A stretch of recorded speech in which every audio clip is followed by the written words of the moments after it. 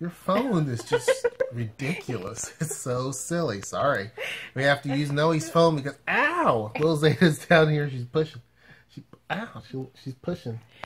So anyhow. No. Okay. So, anyhow, we want to do a video. Your head looks really small. That's a good thing, because I have a huge head. My head looks huge. That's cool, because I mean, I'm used to seeing you like. Ooh. Okay. This is stuff I have to deal with. I don't want it all up in my eyes, man. I have to, because then it looks like I'm just. Then you got crazy eyes. I know. It's like. Okay.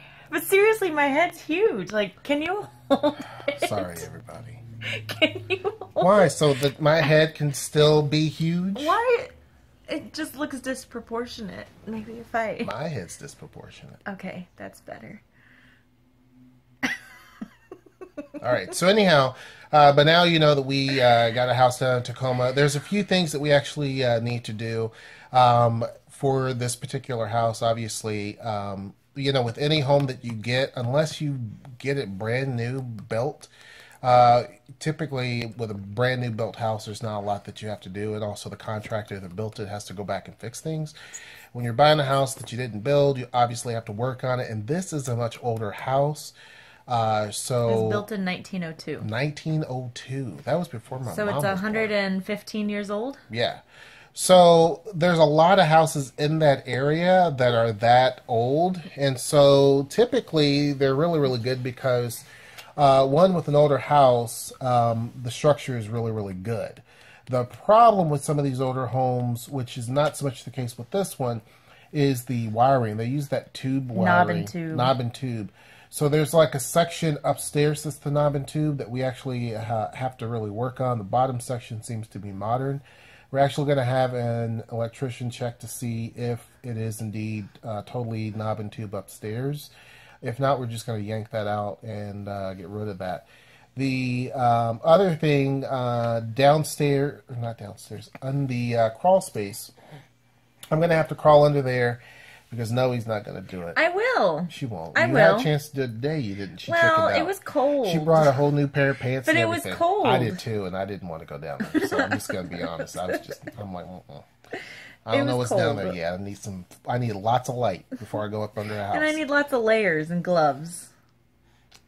It was cold. Scared. She was scared. It was cold. Even if it was hot, it was cold. Down there. I did open up the door and look at the door that I would at go gravel. in. They have it's like a metal pan around there in gravel, and then there's another door you have to go through. And she didn't even go through the other door. I mean, you just looked under there. Yeah, I just looked at it. Anyway, so I'm going to go under there and actually put down a vapor barrier, which is what you should always do with a crawl space.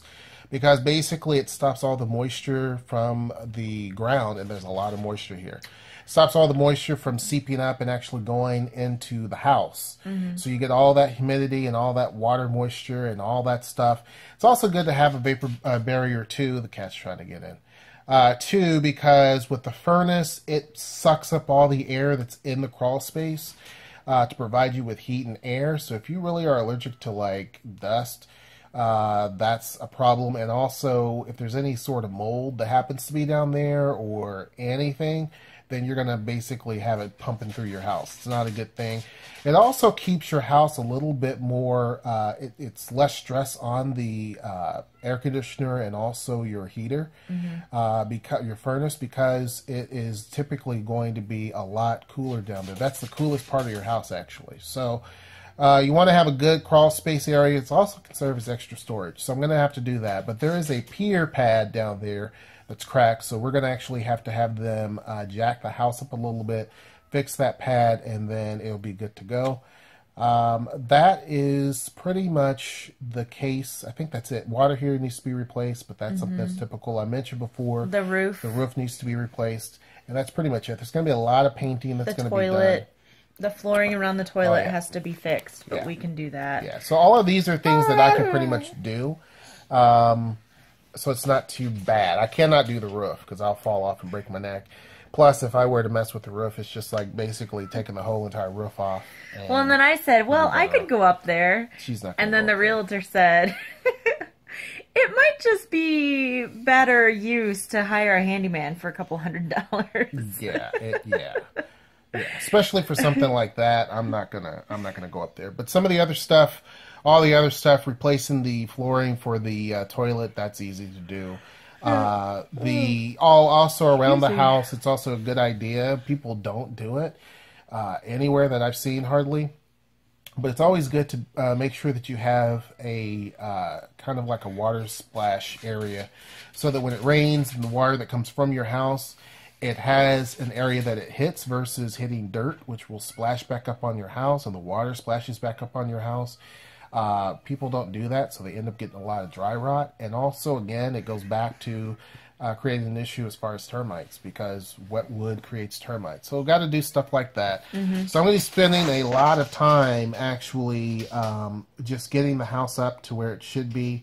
And then, of course, there's the painting that's involved. And then, of course, Noe's talking about sinks and stuff. So got to replace the sink only for aesthetic reasons. The other stuff after that is just aesthetics. The house was remodeled. Making it ours. The house was remodeled back in like the 80s, I believe.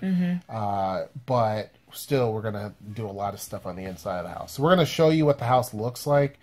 Not now, but because we don't have it just yet.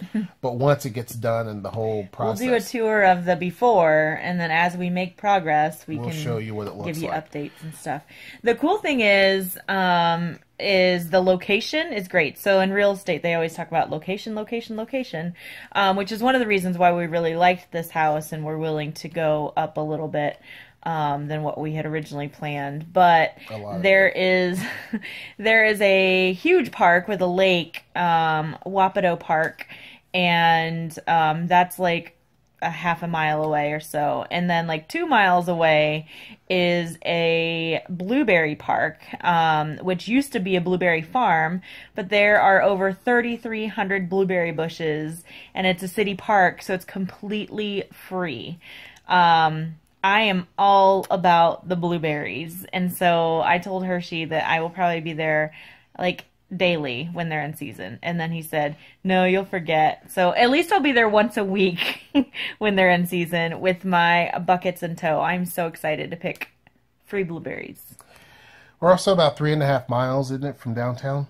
Is that what it is? 3.4 miles, yeah. Yeah, so we're about 3.4 miles from downtown, so technically you can pretty much walk to it. It's just a little over a 5K to get there. That's not bad at all. So, yeah, that's pretty much it. We went again today to take a look at the house just to visualize it. There was an inspector that did some stuff, or actually they did the inspection and they did a report. So we were just trying to look and see exactly what some of those things were.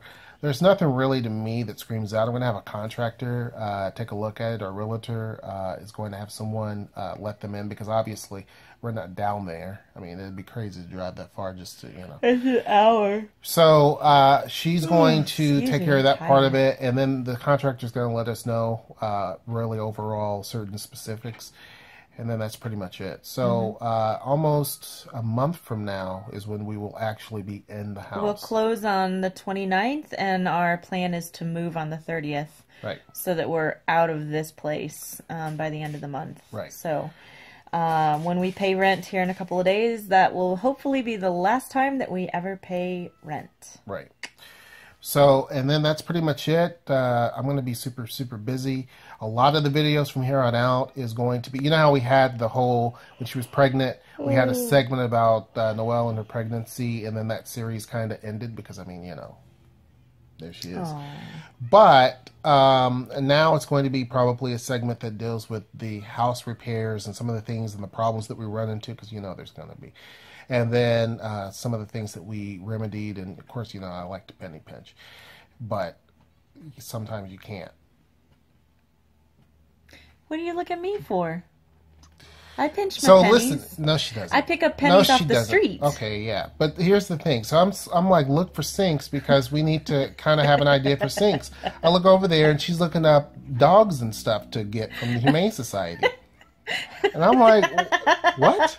Like. Complete waste of time. Waste of time and energy. And I'm like, really? You should be looking at sinks. That one dog was $500. And I'm like, she's like, that dog's not worth it. And I'm like, $575 for what was it, a beagle or something? It was a Cocker Spaniel. It wasn't a Cocker Spaniel. That was a beagle. So anyhow, he promised me that when we got back into a house, he promised me and the kids that we would get a dog again. And so, that takes time. It's not going to be like the weekend that we move in. But, maybe we have 3 cats already. Maybe like a Christmas-ish dog. But if it's Christmas, why would you be looking now? I mean, I like February. To know what's out there. Anyway, so a waste of time and energy and money, to be honest with you. So that's. But I did. Before I looked at the dogs, I did look at sinks for a few seconds. Enough. We had just talked about it. Enough to say that I did. Plus, we don't know the dimensions, so it's like I can look and find something and fall in love with it, and then it's like, nope, that's not gonna fit. Well, if you're talking about the entire vanity, that's something different. But if you're talking about replacing the sink, well, I already looked at that. It'd be like $130 to plop one in. So, see, I know this. All right. It doesn't take me long to do my research. Okay. Anyway. That's pretty much it. Just wanted to do this video, us together. And as I mentioned many times, you know why we don't do videos together, because this is what happens every single time. Guy right here. No, this one. He censors me. I have to. If I don't censor you, then it goes all over the place. So anyhow, that's pretty much it. Anything else randoms you want to throw in there? You throw in your Blueberry Park. Blueberries. You threw in, it's either Wapato or Wapato Park. But there's another Tacoma. If you're a Tacomian, then you call it Wapato. Well, there's some people on our channel there's some people that are on our channel that's from Tacoma. So tell me how you say it. So how do you pronounce it? Yeah. Wapato or Wapato? I think it's probably Wapato is how it's probably supposed to be pronounced by the natives.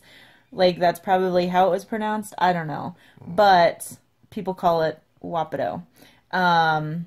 It's basically, I guess, Tacoma's Green Lake. Because I went around it today, and after I got around it, the path is 9/10 of a mile. I mean, it seemed longer than a mile. 9/10. That sounded really weird. It seemed longer than a mile to me because once I got it, and of course, now mind you, I was pushing a stroller, and I was doing it kind of quick. But once I got back to the part I started from, I was like, whew. I wasn't like huffing and puffing, but I was like, can you drive, bruh?